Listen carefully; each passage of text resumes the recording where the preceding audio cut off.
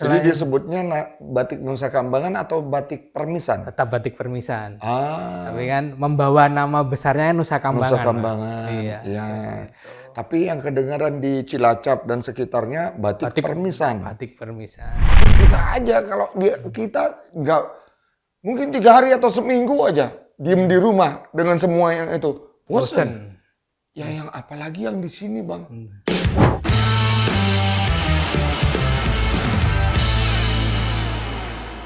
Sahabat, tadi saya udah lihat warga binaan membuat karya-karya terbaik mereka di Lapas Permisan Nusa Kambangan. Saya dianterin Bang Reza ketemu dengan mereka dan interaksi dengan mereka. Kesan yang saya dapat tadi itu Bang, wah ini mereka itu sudah kayak orang-orang yang dalam masa waktunya dia ada di sini punya kesempatan untuk jadi lebih baik lagi dengan cara tadi membatik gitu kan ya. Dan tadi sempat saya tanya juga, mereka itu rupanya ada yang sudah belasan tahun di sini dan ada yang seumur hidup ternyata vonisnya di sini. Dan kegiatan untuk dia selama di sini itu ya kayak tadi itu salah satunya Bang ya. Terus ada selain itu ada apa lagi? Kegiatan yang ada Iya. di Lapas Permisan. Ya. Jadi memang kalau di Lapas Permisan ini bisa dikategorikan cukup banyak Bang ya. Memang yang utama adalah batik. Yang jadi pilot project brandingnya kami di salah satu UPT yang ditunjuk dari Dijenpas itu batik memang. Dan batik Nusa Kambangan juga menjadikan salah satu ikon produk unggulannya di Nusa Kambangan ini. Nah, Jadi disebutnya batik Nusa Kambangan atau batik Permisan? tetap batik Permisan. Ah, Tapi kan membawa nama besarnya Nusa Kambangan. Nusa Kambangan. Iya. Ya. Tapi yang kedengaran di Cilacap dan sekitarnya batik Permisan. Batik Permisan. Ah, Gitu. oke. Terus Nah, selain batik, kami juga ada kegiatan tata boga. Kami ada pembuatan roti, bakery. Kita ada pembuatan bakery, kemudian masakan-masakan Chinese, Western gitu juga ada kita. Jadi mereka kan di sini itu kan penghuninya, warga binaannya itu kan bukan hanya dari Indonesia, ada dari Cina, ada dari Brasil kayak tadi, ada dari Pakistan. Jadi WNA-nya juga banyak Bang di sini. Ada Afrika, ada itu. Jadi saya itu ada tata boga, bakery, kemudian ada kalau yang seni itu ada kaligrafi, ada sablon, kemudian ada perbengkelan, baik motor maupun las, ada mebeler juga ada permak, ada laundry, pertanian, peternakan, banyak sih. di Permisan ini, Di Permisan ini hanya di Permisan. gimana caranya menyediakan pilihan-pilihan itu tadi ke warga binaan? Nah, kalau misalnya nih ya, cuma ada 2 orang yang minta di sini diadakan peternakan kuda misalnya. Gimana cara mengakomodir itu? Sehingga tadi itu banyak sekali, ada tata boga lah, ada inilah, ada telur, ayam telur juga ada kan. Peternakan Nah, ayam gimana caranya bisa menyediakan itu atau dari Permisan memutuskan oke, kita bikin ini gitu. Caranya gimana nih? Mana dulu nih? Jadi kita melihat apa yang kira-kira untuk mereka tangkap itu mudah, dan kemudian untuk keberlanjutannya setelah mereka menjalani masa pidana ini selesai, kira-kira mereka bisa mengaplikasikannya. Seperti itu. Jadi kayak tata Maksudnya boga mengaplikasikannya untuk jadi meneruskan ilmu yang mereka dapat selama di sini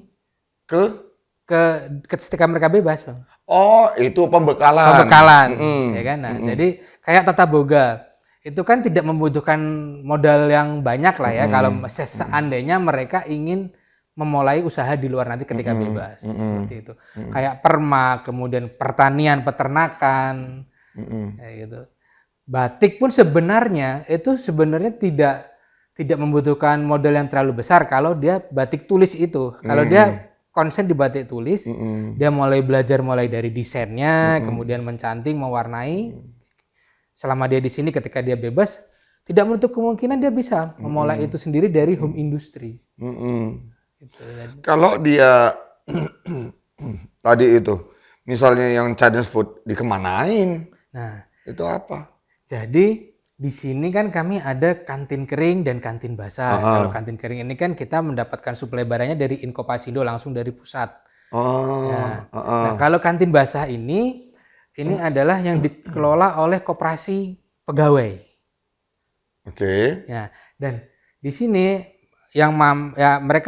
kami menyediakan kantin basah ini menyediakan seperti gorengan, kemudian makanan-makanan Indonesia kayak ramesan, seperti itu. Ada juga Chinese food seperti itu. Jadi ini itu sebagai extra fooding, tetapi ini berbayar. Nah, meski kan sebentar, berbayar itu jadi maksudnya dibeli oleh warga binaan. Ada jatah dari pemerintah kan memberikan jatah makan sehari 3 kali, Bang, tetap pagi, siang, sore itu. Nah, mungkin apabila mereka ingin menambah porsi atau menambah menunya itu, nah itulah dari kantin basah itu mereka beli seperti itu. Jadi si warga binaan dikasih kesempatan untuk buka warung gitu? Ya, mereka belajar masaknya, Bang, mereka yang masak gitu. Iyalah. Iya, sama dapur lapas pun juga yang memasak kan warga binaan juga. Warga binaan. Iya, jadi di sini itu komplit. Siapa yang ngajarin mereka kalau masak? Masak biasanya itu mereka memang sudah ada bakat dari luar. Gitu. Emang dia hobi masak. Ya, gitu. sekarang di sini tinggal ngembangin aja. Ya, gitu. Oke. Gitu. Nah, misalnya kayak tadi yang saya bilang, ada yang punya minat gitu untuk piara entah kuda kayak entah ya, saya cuman ini aja sih ya. Ada yang di sini yang usulkan itu karena memang kebetulan memang ternyata dia di luar sana memang ahli atau dia dokter hewan mungkin. Bisa aja. Tadi ada ekonom. Ya kan? Betul. Ya bisa aja dia dokter hewan, dia punya pengalaman untuk piara kucing misalnya, biar bagus bulunya gini, atau piara yang lain gitu, gimana?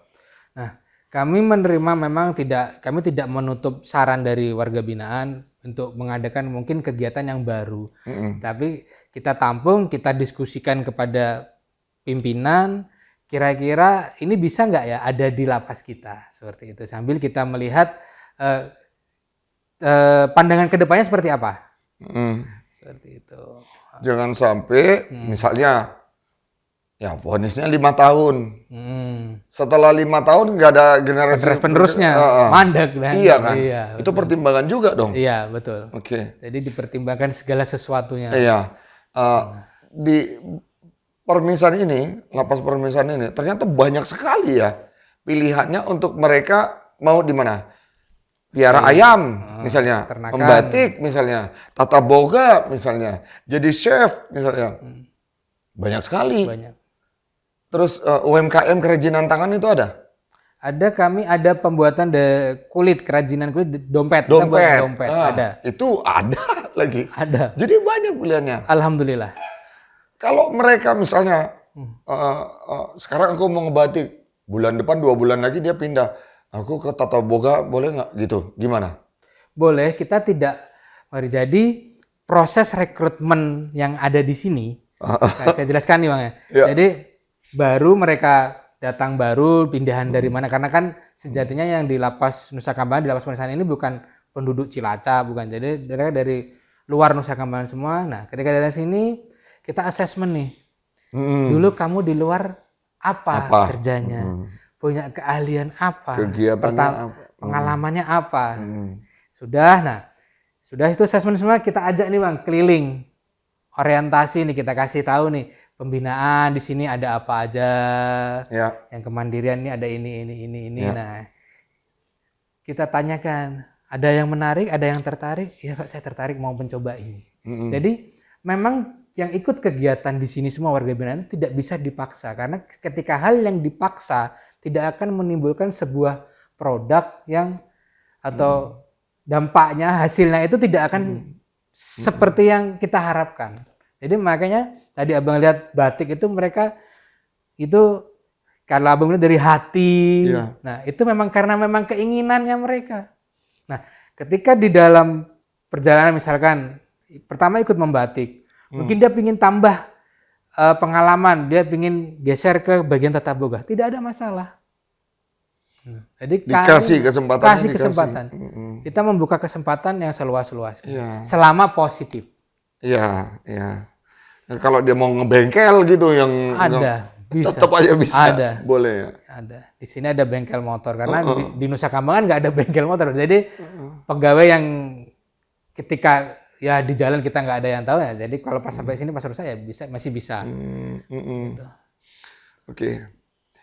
Dari kegiatan tadi yang saya agak bertanya-tanya adalah karena saya temukan di satu hall yang untuk batik itu mereka kok kayaknya sudah kompak sekali, teamworknya bagus gitu.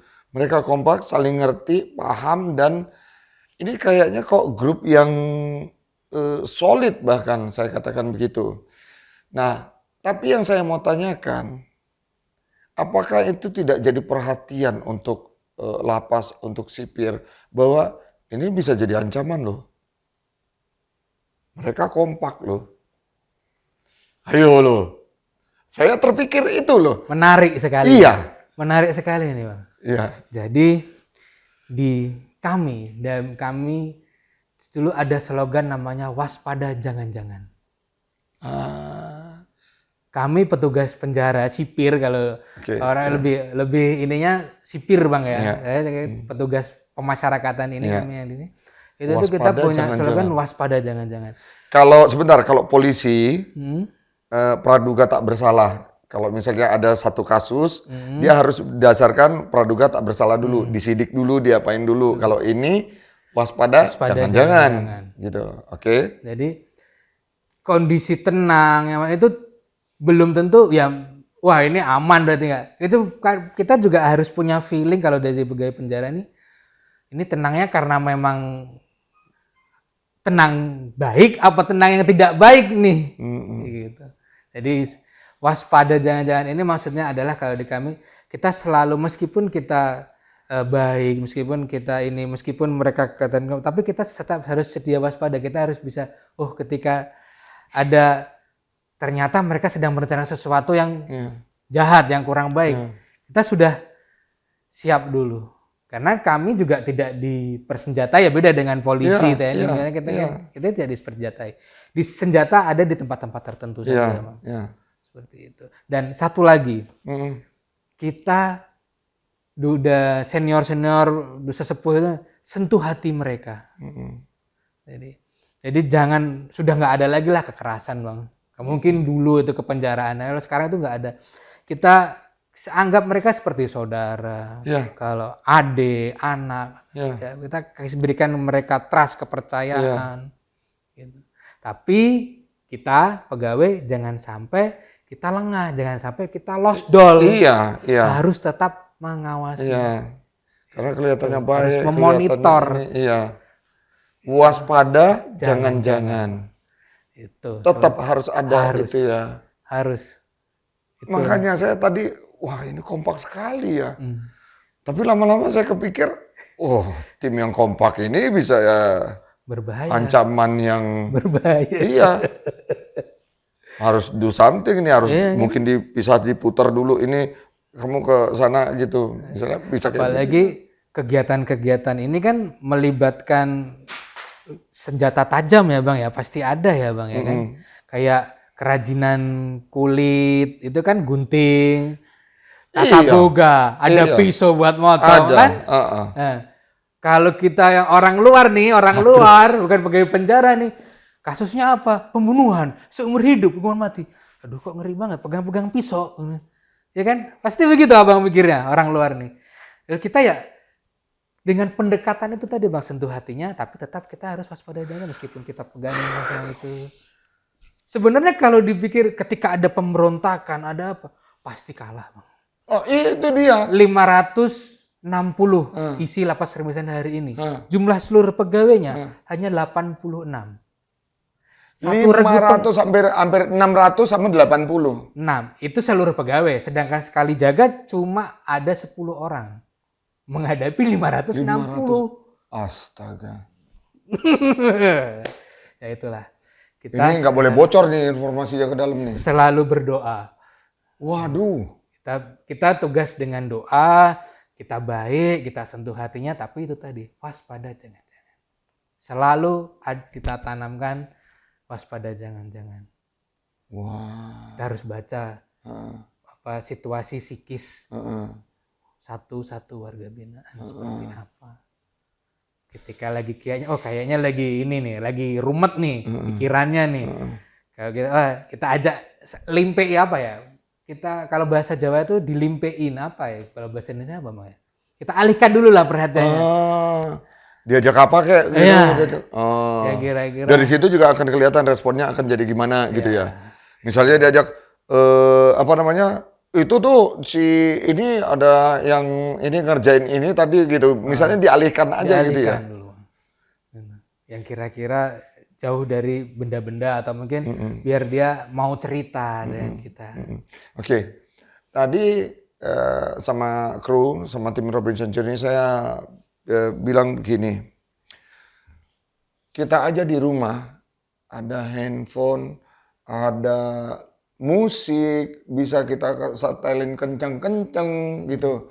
Ada mungkin ada yang piara kucing, ada piara anjing, ada piara burung, ada sesuatu yang hobinya yang di rumah. Tapi kalau dia di rumah aja bosen juga. Walaupun ada itu semua, tapi kita aja kalau kita nggak mungkin 3 hari atau seminggu aja diem di rumah dengan semua yang itu bosen. Ya yang apalagi yang di sini Bang. Gimana itu ya? Terus maksud saya gini, kan mereka bisa stres ya Bang. Gimana cara ngadapinnya? Mereka yang ada yang seumur hidup di sini. Hukuman mati. Iya, kayak begitu gitu loh. Gimana Bang? Sorry Bang, dari yang tadi di Ngebatik itu ada yang MT? Ada. Jadi lapas Permisan 500. Enggak, yang tadi ketemu sama ada. saya di situ. Ada. Ada yang lagi nunggu itu? Ada. Yang lagi tunggu, kalau ya hukuman mati kan lagi tunggu eksekusi ya, dari jaksa ya kapan. Tadi itu ada? Ada. Jadi lapas ini tuh ada totalnya itu 118 Bang kalau nggak salah. Hukuman seumur hidup dan hukuman matinya. Ngeri ya.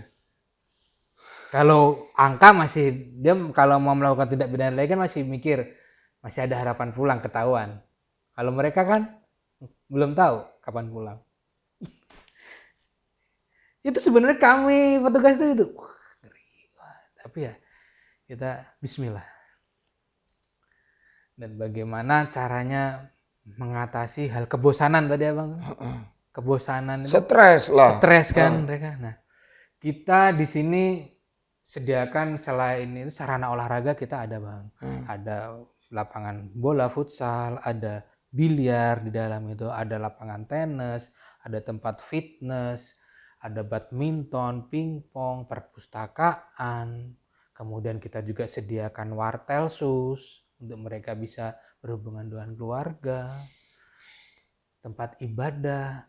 Ya kita tidak bosannya juga ya sebulan sekali paling tidak kita kumpulkan mereka, kita ajak rekreasi nonton bareng. Gitu kan. Televisi di aula ada. Jadi ini bukan nanti, di kamar ya. Nanti aula. ini ketika tayang mohon ditayangkan Bang, biar mereka nonton bareng-bareng juga. Kami tunggu ya. Kapan tayangnya nanti kita. Aduh, sampai merinding gua. Jadi inilah kehidupan lapas. Kehidupan yang tadi di Pembatik itu ada salah satu yang lagi SHMT. itu. Ada. SHMT, Ada. SH tadi ada. sempat si Robert, Rias, ya. Mustafa. Mustafa SH itu. Rias juga. Paulo yang pulang. Ada tanggal. Paulo, pulang. Eko. Ya. Rias masih lama. Tidak tahu kan tadi dibilang. Iya. Saya tidak tahu belum. Makanya kan itu bisa next generation Paulo, this mentor. ya kan? Iya. Ya kan dia bilang saya belum tahu. Ya itu maksudnya. Itu. Dia narkoboy. Narkoba. Rata-rata di sini narkoba dan rata-rata di Indonesia memang banyak narkoba sih Bang ya. Di Nusa Kambangan ini. Di Nusa Kambangan ini narkoba. Rata-rata anak narkoba. Jadi mereka mengeksplor lah artnya. Yang MT tadi, Tadi saya sempat ada komunikasi sama yang MT tadi. enggak kayaknya enggak. Gila. Karena kasus apa? MT itu ada yang ini narkoba. Waduh. Yang sih narkoba yang di Batik tadi ya, Itu dia lagi nunggu itu ya. Ya. Artinya gitulah. Ya artinya lagi nunggu ya. Nah, argumen ya tapi kan semoga ada perubahan pidana. Karena hukum yang baru ini ada kasih kesempatan. Saya KUHP baru ini kan. Ya, saya terus terang saya bersyukur sekali dengan keluarnya undang-undang yang itu ya. Karena gini Bang, manusia itu bisa khilaf, bisa salah Bang, gitu loh. Tapi pada dasarnya semua manusia punya dasar hati yang baik. Bagaimana kita mengeluarkan hati yang baik itu? Gitu aja sih Bang. Jangan sampai keluar hati yang jahatnya dia. Sama Bang, Abang juga ada niat jahatnya juga. Pasti. Bakat hati yang jahatnya. Saya juga Bang, gitu loh. Nah, tapi kita punya cara mengendalikan EQ namanya, emotion quality-nya kita. Kita tahu caranya meredam ini untuk tidak emosi ketika bertemu dengan orang di jalan gitu loh. Itu sifat manusia sekali kan Bang. Nah mereka mungkin pada saat terjadinya itu hilaflah kejadian mendesak yang seperti apa sampai kayak begitu. Mungkin si Robert tadi dulu itu dia panik udah nggak kontrol lagi gitu loh. Atau mungkin ada yang kepepet ekonomi atau apa gitu. Gitu loh Bang. Jadi dengan KUHP yang baru ini ya terus terang saya pada dasarnya ya, sorry ini secara pribadi ya sahabat sekalian, siapa kita yang berhak menentukan umur seseorang?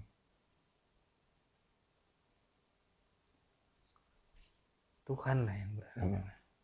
Jadi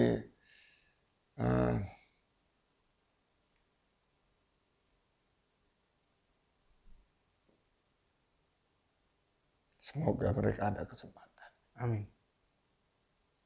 Amin. Ya ini pengalaman luar biasa saya Bang. Makasih Bang untuk kesempatan ini ya. Saya bisa melihat mereka yang kayak dikasih kesempatan yang baru di sini. Dikasih modal yang baru, dikasih ya ini akan timbul lagi di dirinya. Aku bisa kok, aku bisa jadi lebih baik kok gitu. Saya ngelihat itu tadi itu di situ Bang. Bagaimana permisan ya Dirjen Pemasyarakatan ini kasih kesempatan ke mereka untuk ayo lo berubah gitu loh. Bukan dengan cuder, nggak boleh, tapi dikasih kesempatan. Ayo lu ini. Mereka sampai punya tim yang leadernya si Paulo, yang lain kayaknya wah Paulo hebat keren gitu. Tapi mereka bukan geng gitu loh. Nggak ngeliat gitu. Biasanya kan ya terus terang saya acuannya kan nonton film Hollywood lah apa gitu kayaknya. Pas di sini wah mereka begini ya gitu loh. Teamwork. Ya luar biasa sekali, luar biasa. Ya mudah-mudahan ini saya yakin lah. Setidaknya ketika dia di sini, dia sudah mulai terarah menjadi lebih baik. Bagaimana hasilnya nanti? Tadi yang saya pernah bilang, kapan saya bilang tadi ya? Hasil akhir itu baru akan kita tahu indahnya akhir itu kalau lu jalan sampai ke hasil akhir ini. Kalau cuma jalan sampai di sini berhenti habis. Nggak akan tahu di sini hasil akhirnya keberhasilannya itu kayak gimana. Oh tadi di Nirbaya saya ngomong kayak gitu ke es krim, iya saya ngomong kayak gitu. Maksud saya ngelihat mereka itu, ayo bang semangat bang gitu. Bang, makasih banget, makasih. Sama-sama, Saya bersyukur sekali kesempatan ini luar biasa. Saya pertama berterima kasih ke Pak Menteri, Pak Dirjen yang sudah kasih tim Robinson Journey untuk datang di sini melihat semua ini. Sebuah upaya yang luar biasa. Ya inilah baiknya kita menjadikan orang-orang yang keluar dari sini dia harus jadi lebih baik gitu.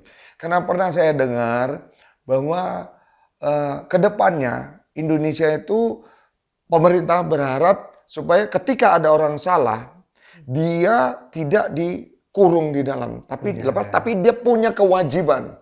Dia harus lakukan sesuatu, dia harus berubah.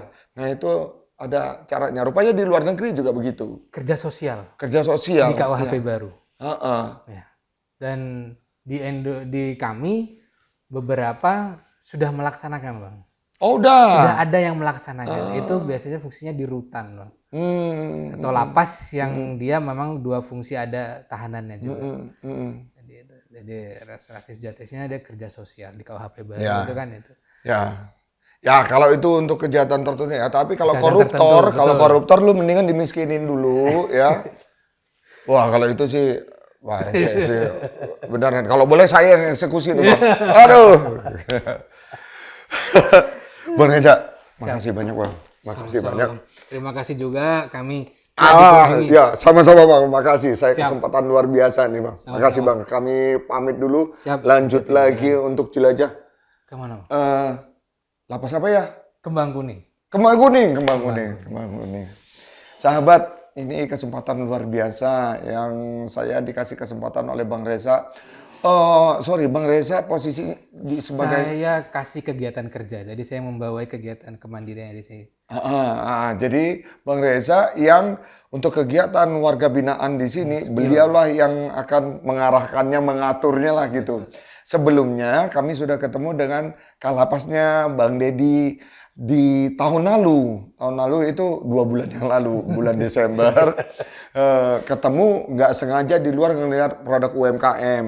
Nah terus Bang Dedi dikabarin dari pihak hotel tempat kami nginep. Kebetulan dia ada di sana, ketemu terus ngobrol gitu.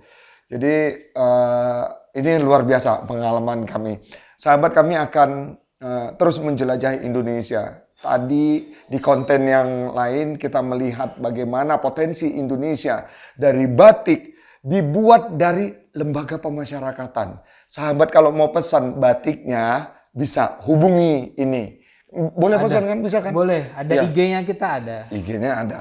Silakan Nomornya pesan. ada. Biar mereka juga semakin semangat kerjanya dengan dipesan kayak gitu. Dan boleh pesan desainnya. Boleh, Bang. Boleh. Custom design. Custom design tuh. Bisa custom design. Yuk dipesan. Hasil penjualannya ini mereka mendapat bagian, Bang. 50% dari keuntungannya itu buat mereka. Gitu ya. Ya, biar mereka makin Premi semangat. namanya. Ya. Baik.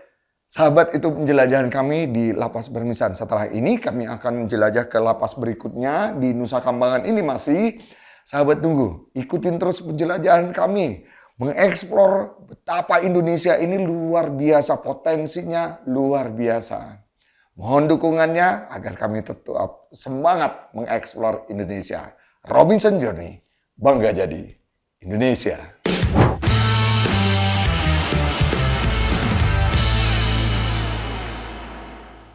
Jelajahi cara baru mendapatkan informasi. Download Metro TV Extend sekarang.